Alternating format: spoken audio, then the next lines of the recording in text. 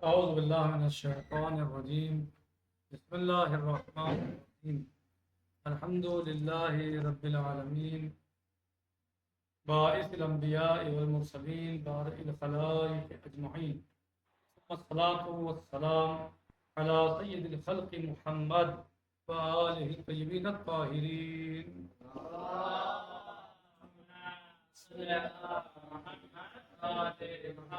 عجل فرجهم.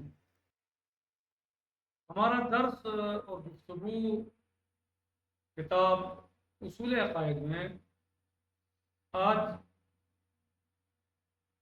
سلسلے توحید کا یہ کتاب کے اعتبار سے 5واں درس ہے کہ ہماری گفتگو توحید میں چل رہی ہے، توحید پروردگار میں چل رہی ہے، اور صاحب کتاب استاد آیت اللہ شیخ مکارم شیرازی حفظہ اللہ نے اس کتاب کو، جیسے کہ بار بار میں بتا چکا ہوں اور آپ جانتے ہیں کہ ہر اصل کو کچھ دروس میں تقسیم کیا، یعنی 10 دروس تقریباً جو ہیں وہ ہر اصل کے ہیں، یعنی 10 مثلاً توحید کے 10 ہی جو ہیں وہ عدل پہ، اور 10 ہی نبوت، 10 امامت، 10 قیامت، اس طرح جو ہے وہ یعنی اصول پہ جو یعنی ہر اصل کے لیے جو ہے وہ 10 درس آغا استاد نے حفظہ اللہ نے جو ہے وہ بیان کیے ہیں، لکھے ہیں، مرتب کیے ہیں۔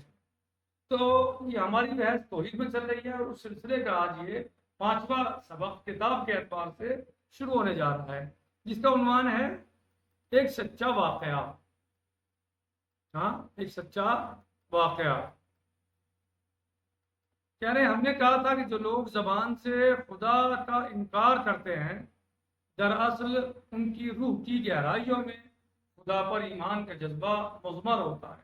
یعنی جو لوگ اللہ عز و جل کے وجود کا انکار کرتے ہیں، اللہ کو نہیں مانتے، تو کہتے ہیں اللہ نہیں ہے مثلا، وہ اس کا اقرار نہیں کرتے اس کے وجود کا۔ در حقیقت یہ ہے، اصل یہ ہے کہ در حقیقت وہ لوگ روح کی گہرائیوں میں ہاں اللہ پر ایمان رکھتے ہیں، یعنی روح کی گہرائیوں میں ان کے یہاں خدا پر ایمان کا جذبہ مضمر ہے، پوشیدہ ہے، پایا جاتا ہے، بولو وہ نہ کہیں، چھپائیں اس بات کو، بولو وہ اس بات کو نہ کہنا چاہیں اور اس کا اظہار نہ کریں، اور اپنے آپ کو یہ دکھاتے رہیں یا جاتے رہیں کہ بھائی ہم جو ہے وہ اللہ کو نہیں مانتے۔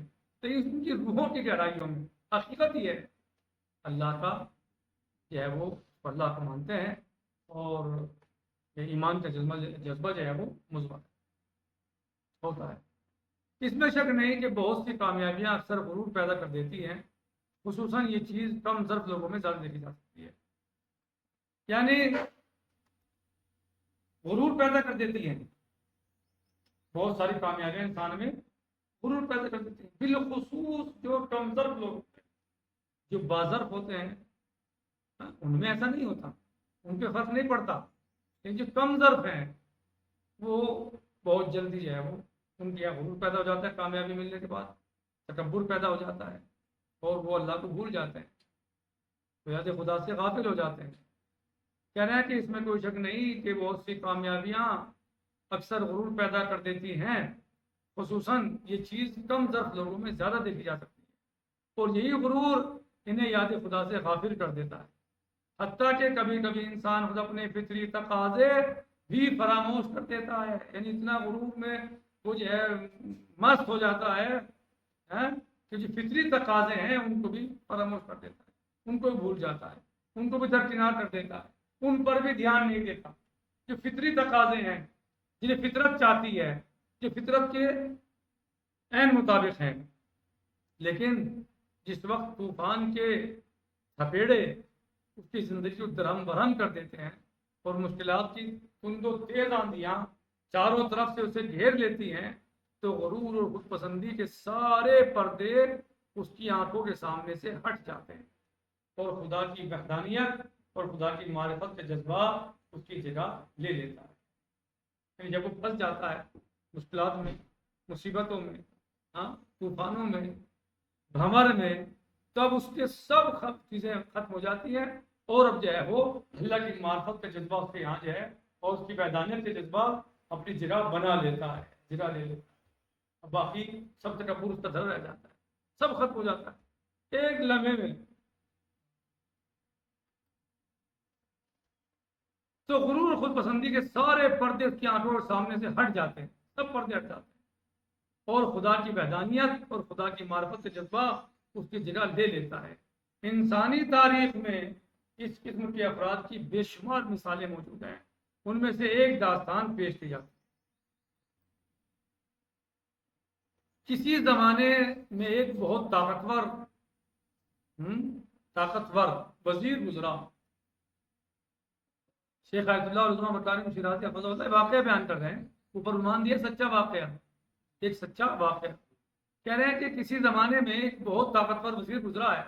یعنی کس سلسلے میں بیان کر رہے ہیں کہ چونکہ انسان جو ہے جب اس کو کامیابیاں ملتی رہتی ہیں، ترقی ہوتی رہتی ہے، جو چاہتا ہے مل جاتا ہے، مال اولاد عزت شہرت عہدہ منصب جو بھی پسند ہے وہ کامیابیوں سے مل رہی ہے اس کے معاملات میں، تو کیا غرور تکبر پیدا ہو جاتا ہے اور وہ اللہ کو بھول جاتا ہے، حتیٰ کہ فطرت کے تقاضوں کو بھی فراموش کر دیتا ہے.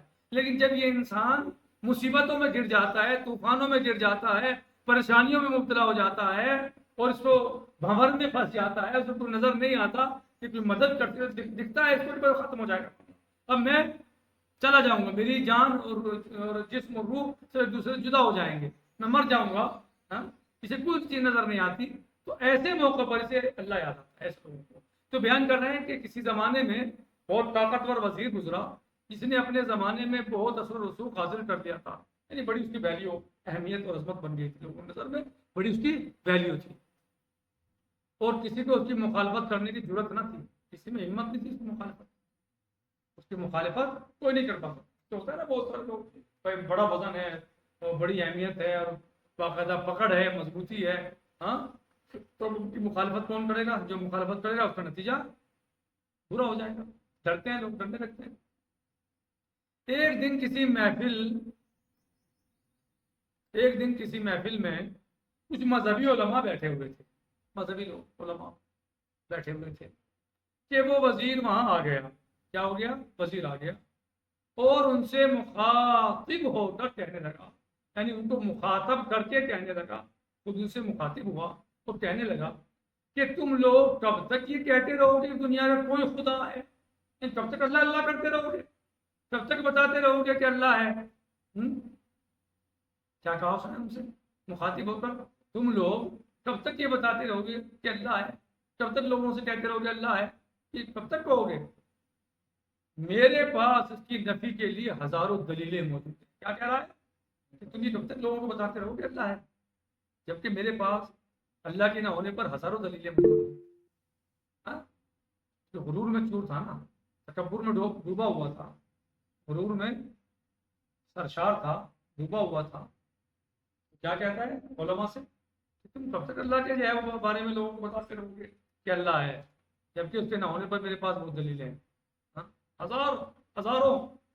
اس نے جملہ بڑے غرور و نخوت کے ساتھ کہا، نخوت کے ساتھ کہا، غرور کے ساتھ، تکبر کے ساتھ، گھمنڈ کے ساتھ کہا.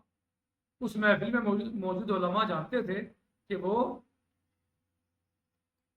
وہ منطق و استدلال سے بے بہرا ہے. جو علماء وہاں دربار میں تھے، وہاں موجود تھے بزم میں، تو وہ جانتے تھے کہ وہ منطق و استدلال سے بے بہرا ہے.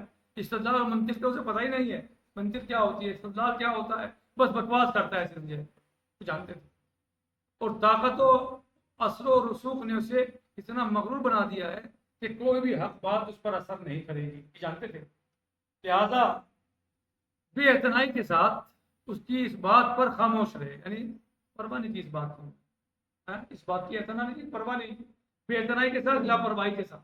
یعنی تو پرواہی نہیں کی اس بات کو، دل پہ ہی انہوں نے احساس ہی نہیں کیا.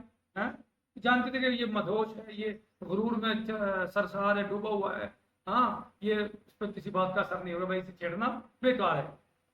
ہوتا ہے نا سر، بہت سارے لوگ کہتے ہیں بیکار ہے چھیڑنا، یہ نہیں سنے گا، یہ مانے گا نہیں، اسے غرور بہت ہے، تکبر بہت ہے. تو وہ علماء بھی انہوں نے اس بات پہ توجہ زیادہ نہیں دی اور کوئی جواب نہیں دیا اسے.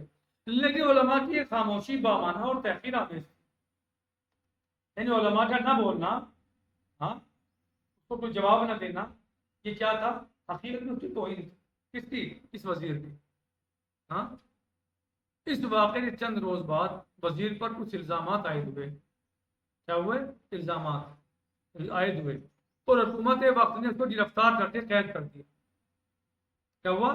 قید میں ڈال دیا، جیل میں ڈال دیا. بھیا کبھی تو ایسا تھوڑی ہے کہ ہر دن برابر ہوتا ہے، سب دن برابر نہیں ہوتے. کبھی دن بڑے ہوتے ہیں، کبھی رات بڑی ہوتی ہے. ایسا ہوتا نہیں ہوتا. کبھی رات چھوٹی ہے دن بڑا ہے، کبھی رات بڑی ہے دن چھوٹا ہے.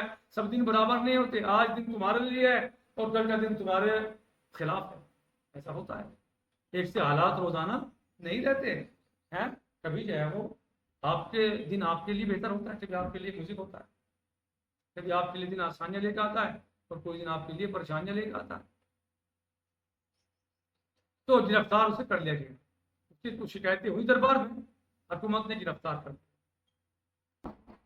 تو گرفتار ہو گیا. اس روز کی محفل میں موجود علماء میں سے ایک نے سوچا کہ اس وزیر کو خواب غفلت سے بیدار کرنے کا یہ اچھا موقع ہے. یہ موقع بڑھیا کہ اسے جو خواب غفلت میں مبتلا ہے اس سے بیدار کر دے. اب چونکہ اس کا غرور ٹوٹ چکا ہے اور خود غرضی اور تکبر کے تمام پردے اس کی آنکھوں کے سامنے سے ہٹ گئے ہیں، لہذا حق کو قبول کرنے کی حص اس میں بیدار ہو گئی ہوگی. چنانچہ اگر اس وقت اسے نصیحت کی جائے تو سود مند ثابت ہوگی، فائدے مند ثابت ہوگی. اگر اس وقت اسے نصیحت کر دیں تو اس سے کیا ہوگا؟ فائدے مند ثابت ہوگی. چنانچہ وہ عالم ملاقات کی اجازت لے کر وزیر سے ملنے کے لیے قید خانے میں آئے. اجازت لی اور قید خانے میں آئے. جب عالم اس کے نزدیک پہنچا تو اس نے دیکھا کہ سلاخوں کے پیچھے کمرے میں تنہا وزیر ٹہل رہا ہے. ہاں، سلاخوں کے پیچھے ہے. اب تک تو کہاں جو ہے وہ اس کی پوری پاور چل رہی تھی، پورا فل طاقت تھی اس کے پاس. آج کہاں ہے؟ سلاخوں کے پیچھے ہے. لب کچھ اشعار گنگنا رہا ہے اور زیر لب کچھ اشعار گنگنا رہا ہے. ٹہل رہا اور کچھ شعر پڑھ رہا. اس نے غور سے سنا تو وزیر یہ مشہور اشعار پڑھ رہا تھا: ماں ہمیں شیران والے شیر علم بلے حملے مان از باد باشد دم بدم. حملہ من پیدا و ناپیدست باد، جان فدائے ان کے ناپیدست باد. مثلا یہ شعر پڑھ رہا تھا. یعنی ہم ان شعروں کی تصویروں کی مانند ہیں. کیا؟ ماں ہمیں شیران والے شیر علم، یا علم، بلکہ پرچم علم. صحیح کیا کہہ رہے ہیں؟ ماں ہمیں شیران والے شیر علم. حملہ من از باد باشد دم بدم، حملے من پیدا و ناپیدست باد، جان فدائے ان کے ناپیدست باد. یعنی ہم ان شعروں کی تصویروں کے مانند ہیں کہ جنہیں پرچم پر بنا دیا گیا ہے.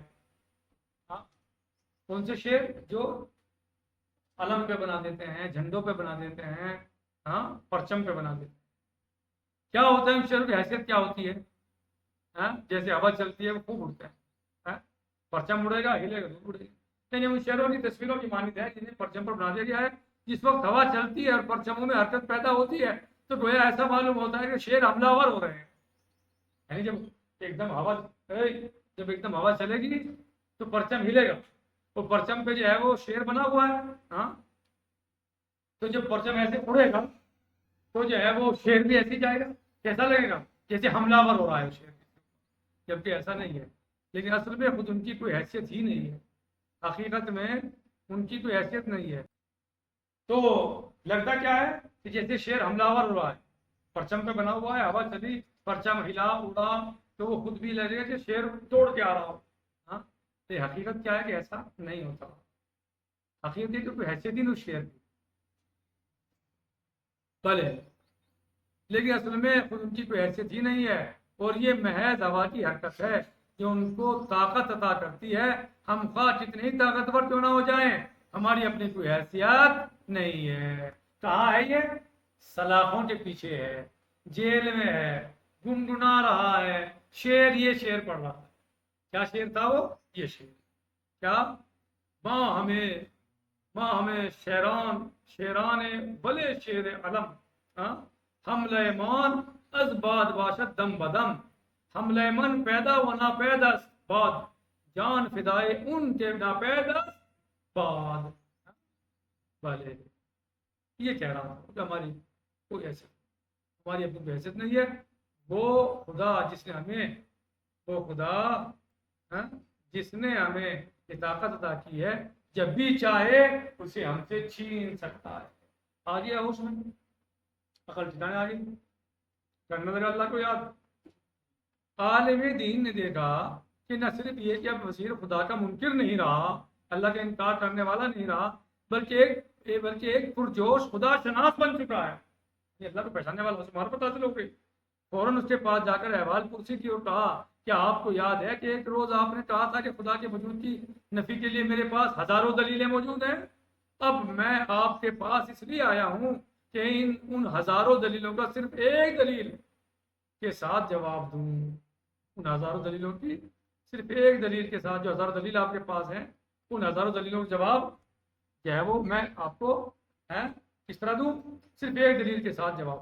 اور وہ دلیل یہ ہے کہ خدا وہ ہستی ہے کہ جس نے اتنی آسانی کے ساتھ تم سے وہ عظیم الشان طاقت چھین لی ہے کہ جس پر تو ناز کیا کرتا تھا.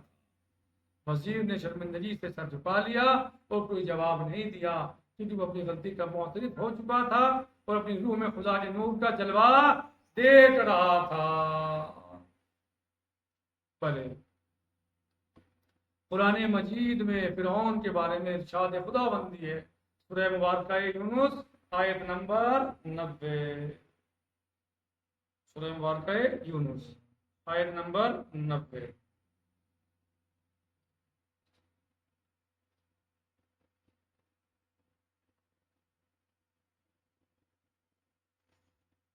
کیا ہے؟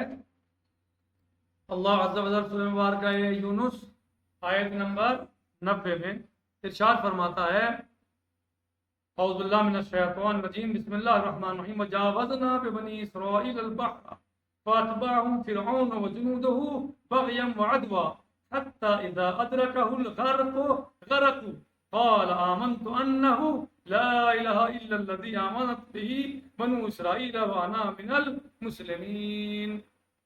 یہ سورہ مبارکہ یونس کی آیت اس کے بارے میں، فرعون کے بارے میں. کیا فرعون خدا کا انکار کرتا رہا یہاں تک کہ دریا کی امواج میں غرق ہونے کو تھا، تو اس وقت کہا کہ میں ایمان لاتا ہوں کوئی معبود نہیں سوائے اس ذات کے کہ جس پر بنی اسرائیل ایمان لائے ہیں. نتیجہ یہ ہے کہ جو لوگ طاقت کے نشے میں، حکومت کے نشے میں، مال کے نشے میں، غرور تکبر کی وجہ سے اپنے فطرت کو بھی بھول جاتے ہیں، لیکن جب وہ مشکلات میں پھنستے ہیں تو ان کے دل کی آواز ہوتی ہے کہ اللہ موجود ہے، اللہ ہی بچانے والا ہے، وہی سب کچھ ہے، وہی خالق ہے، وہی رازق ہے، وہی معبود ہے. یہ سب باتیں یعنی وہ اللہ کو ماننے لگتے ہیں، اللہ کا اقرار کرنے لگتے ہیں مصیبتوں میں گر جانے کے بعد. آغاز شہید آیت اللہ عظمہ شیخ مطالب شاہد حفظہ اللہ نے اس واقعے کو پیش کیا اور پھر بعد میں قرآن کریم کی آیت شریفہ کو بھی پیش کیا تاکہ یہ بات سمجھ میں آ جائے کہ تکبر غرور کی وجہ سے بہت سارے لوگ اللہ کو بھول جاتے ہیں، اپنی چاہتوں کے جلدی پورا ہو جانے یا ترقی کر جانے یا آرزو پورے ہونے کی وجہ سے لوگ اللہ کو بھول جاتے ہیں، لیکن جب پھنستے ہیں تو وہ پھر اللہ کو یاد کرنے لگتے ہیں. باقی انشاءاللہ بدن سے جی. الحمدللہ رب العالمین وصلی اللہ علیہ سیدنا نبینا محمد وآلہ الطاہرین. اللهم